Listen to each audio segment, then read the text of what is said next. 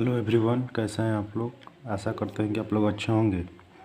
हम लोग class 12th physics का चैप्टर नंबर 1 विद्युत आवेश तथा विद्युत क्षेत्र कर रहा है, जिसमें हमारा आज का टॉपिक है विद्युत फ्लक्स। आइए हम लोग इसका पहले डेफिनेशन देखते हैं। तो इसका डेफिनेशन होता है विद्युत क्षेत्र में स्थित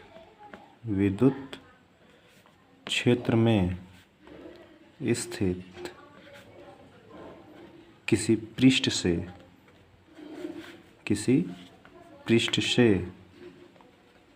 अभिलंबवत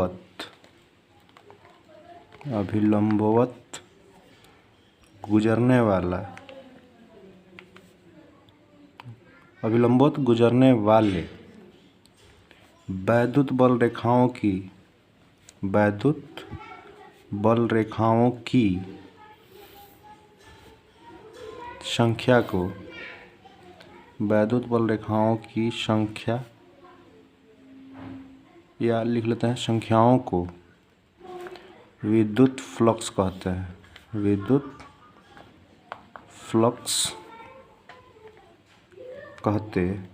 हैं।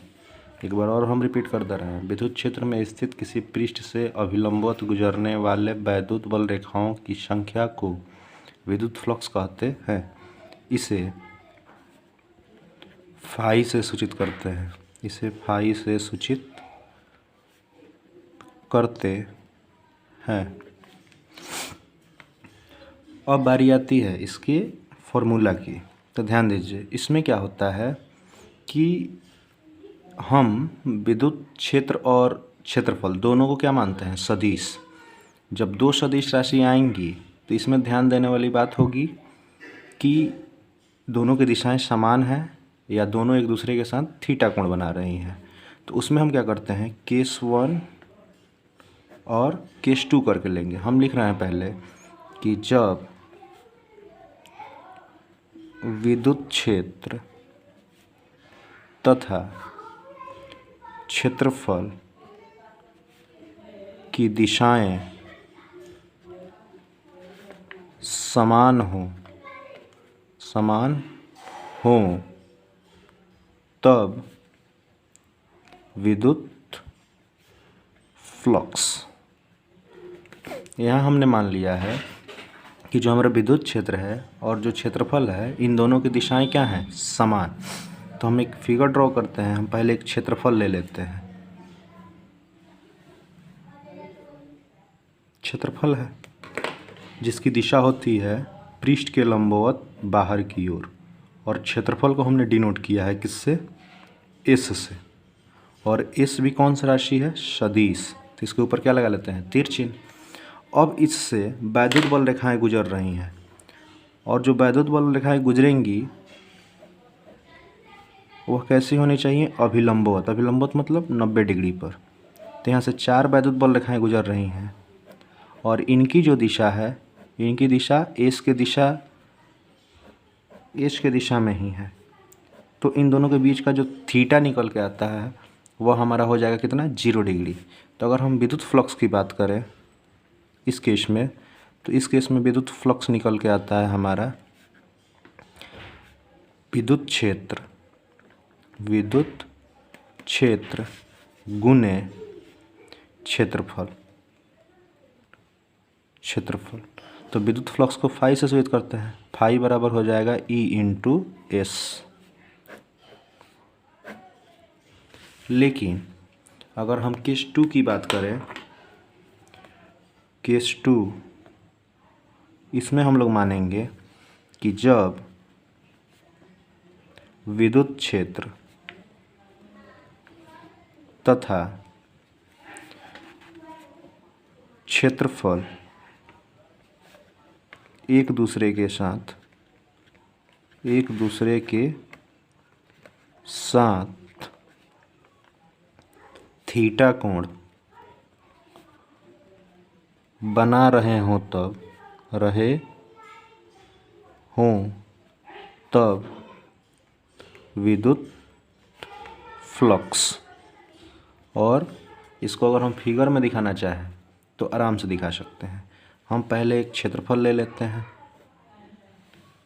और आपको पता है कि क्षेत्रफल की जो दिशा होती है वह होती है पृष्ठ के लंबवत बाहर की ओर। तो ये हमारी दिशा हो गई किसकी, एस की। और जो हमारा विद्युत क्षेत्र है इस बार क्षेत्रफल की दिशा में न होकर के यह क्षेत्रफल के साथ थीटा कोण बना रहा है।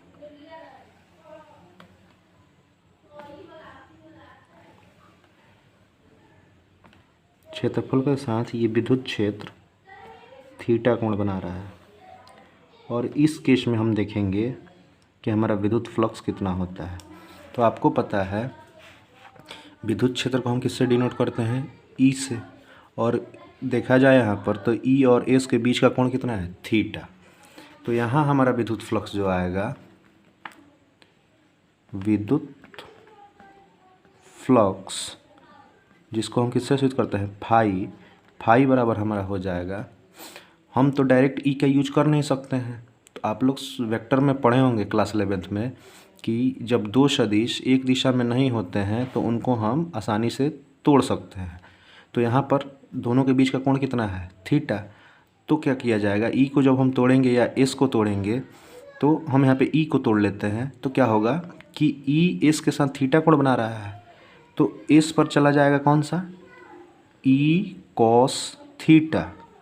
और यहाँ पर इसके परपेंडिकुलर चला जाएगा ई साइन थीटा, जिसकी हमें आवश्यकता नहीं है तो उसकी हम बात नहीं करेंगे। तो यहाँ पर हमारा निकल के आता है विद्युत फ्लक्स। क्षेत्रफल की दिशा में विद्युत क्षेत्र कितना गया है, ई कॉस थीटा। तो इन दोनों का क्या होगा, मल्टीप्लाई। तो ये हो जाएगा ई एस कॉस थीटा। जैसे आपने पीछे भी मल्टीप्लाई किया था विद्युत क्षेत्र और क्षेत्रफल का, लेकिन इन दोनों की दिशाएं क्या थी, समान। तो इसमें तोड़ने की आवश्यकता नहीं पड़ी थी। लेकिन यहाँ पर देखा जाए तो एस की दिशा पृष्ठ के लंबवत कहाँ होती है, बाहर की ओर। और इसके साथ थीटा कोण बना रहा था हमारा ई। तो हम क्या करेंगे, हम क्लास 11th में पढ़े हैं कि जब दो सदिश एक दिशा में नहीं होते हैं तो उनको हम तोड़ करके एक दिशा में कर सकते हैं। तो ये जो ई एस के साथ थीटा कोण बना रहा था, इसको हमने क्या किया, तोड़ा। तो इस पर चला गया ई कॉस थीटा और एस से परपेंडिकुलर चला जाएगा ई साइन थीटा। और उसको हमने लिखा नहीं है क्योंकि उसकी हमें आवश्यकता नहीं है। अब यहाँ पर हमारा विद्युत क्षेत्र और क्षेत्रफल की दिशाएं क्या हो गई, समान। तो आसानी से इन दोनों का क्या कर दिया हम लोग, गुना। तो यहाँ से जो फाई निकल के आता है वह हो जाता है एस कॉस थीटा। आपको तो डायरेक्ट बोर्ड में ये दे देगा, तो आप विद्युत फ्लक्स का जो ये फार्मूला होता है टिक कर सकते हैं। लेकिन अगर ऐसे ना दे तो आप एक और फार्मूला पढ़े होंगे क्लास 11th में, डॉट प्रोडक्ट। अगर सदिश ए डॉट सदिश बी दिया है तो इसका वैल्यू होता है ए बी कॉस थीटा। अगर इस फार्मूले को देखा जाए और इसको देखा जाए तो इसको हम इजीली कितना लिख सकते हैं, फाई बराबर हमारा हो जाएगा सदिश ई डॉट सदिश एस। और ये होता है आपका विद्युत फ्लक्स का सूत्र या फॉर्मूला। अगर यहाँ से इसकी मात्रक की बात की जाए तो इसका मात्रक आप लोग आराम से निकाल सकते हैं। विद्युत फ्लक्स का मात्रक अगर निकाला जाए तो कितना हो जाएगा, इसका मात्रक हो जाएगा विद्युत क्षेत्र का मात्रक होता है न्यूटन बट्टे क्या हो जाएगा, कूलाम। और साथ में हो जाएगा यहाँ पर क्षेत्रफल का मात्रक होता है मीटर स्क्वायर। तो इसको जब सॉल्व कीजिएगा तो ये हो जाएगा न्यूटन मीटर स्क्वायर बट्टा कूलाम। अगर हम बात कर लें इसका बीमीय सूत्र, तो बीमीय सूत्र भी आप लोग आसानी से निकाल सकते हैं। कौन सा सूत्र, बीमीय सूत्र। अब आपको पता है न्यूटन किसके लिए आता है, न्यूटन आता है बल के लिए। तो बल का बीमीय सूत्र होता है आपका mL t के पावर -2। और साथ में यहाँ मल्टीप्लाई में है मीटर स्क्वायर। तो ये किसके लिए आता है, लेंथ। तो लंबाई का बीमीय सूत्र होता है L, और यहाँ पर है L का स्क्वायर। और बट्टा भी आ जाएगा कूलाम के लिए होता है 80। जब इन सबको सॉल्व किया जाएगा तो आपका बीमीय सूत्र निकल के आएगा। इन दोनों को पहले सॉल्व कर लेते हैं। तो ये हो जाएगा mL³ t के पावर -2, और यहाँ ब्रैकेट में आने वाला है a t के पावर -1, क्योंकि ये जो हर में है अंश में जाएगा तो इतना हो जाएगा। अब और आगे सॉल्व करेंगे हम तो ये हो जाएगा mL³ t के पावर -3, और ए के पावर -1, सॉरी यहाँ पे ए के पावर -1 क्या हो गया है, छूट गया है, तो ए के पावर -1। और ये बीमीय सूत्र होता है किसका, विद्युत फ्लक्स का। और हम जब आगे बढ़ेंगे तो फ्लक्स से संबंधित एक थ्योरम है जिसका नाम है गॉस प्रमेय यानी गॉस थ्योरम। तो आइए उसको भी देख लेते हैं। हेडी लगा लेते हैं हम लोग, गॉस प्रमेय, जिसको इंग्लिश में बोलते हैं गॉस थ्योरम।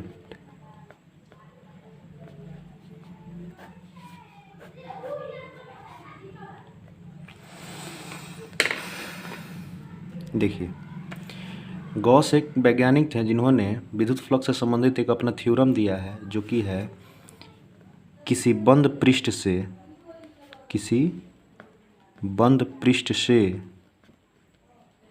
अभिलंबवत, किसी बंद पृष्ठ से अभिलंबवत गुजरने वाला विद्युत फ्लक्स पृष्ठ द्वारा घिरे कुल आवेश का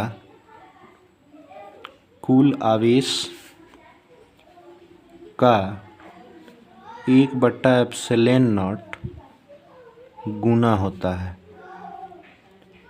मेरे कहने का मतलब कि अगर एक हम बंद पृष्ठ ले लें और इस पृष्ठ में +q आवेश घिरा है, तो इससे जो वैद्युत बल रेखाएं निकलेंगी वह बाहर की ओर निकलेंगी। वैद्युत बल रेखाएं कहाँ निकलेंगी, बाहर की ओर। तो अगर यहाँ पर हम विद्युत फ्लक्स लिखना चाहें तो विद्युत फ्लक्स कितना हो जाएगा, विद्युत फ्लक्स जिसको आप फाई से डिनोट करते हैं, वह हो जाएगा बंद पृष्ठ से अभिलंबित गुजरने वाला विद्युत फ्लक्स पृष्ठ द्वारा घिरे कुल आवेश का। तो पृष्ठ द्वारा कितना आवेश घिरा है, q, और इसका कितना गुना, 1/ε0 क्या हो जाएगा, गुना। तो यहाँ से हमारा विद्युत फ्लक्स फाई निकल के आता है q/ε0। अब अगर बात किया जाए कि क्या सर ये आकृति पर निर्भर करता है, तो ये आकृति पर बिल्कुल निर्भर नहीं करता है। जैसे मान लेते हैं कि हमने एक अनियमित आकृति ले लिया। कैसी आकृति है, अनियमित, और इसमें +q आवेश है, तो वैद्युत बल रेखाएं कहाँ गुजरेंगी, बाहर की ओर। तो हम वैद्युत बल रेखाओं को बना लेते हैं।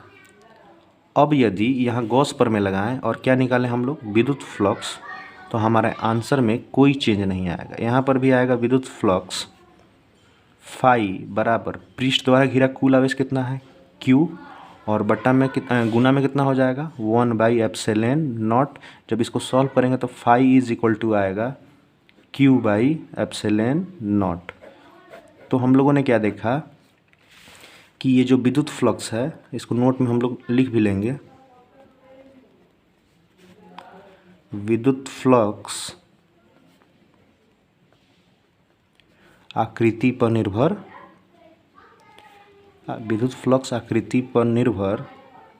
नहीं करता है। मतलब आकृति कैसी भी हो, बस बंद होनी चाहिए, विद्युत फ्लक्स आकृति पर निर्भर नहीं करेगा। आज के लिए इतना ही,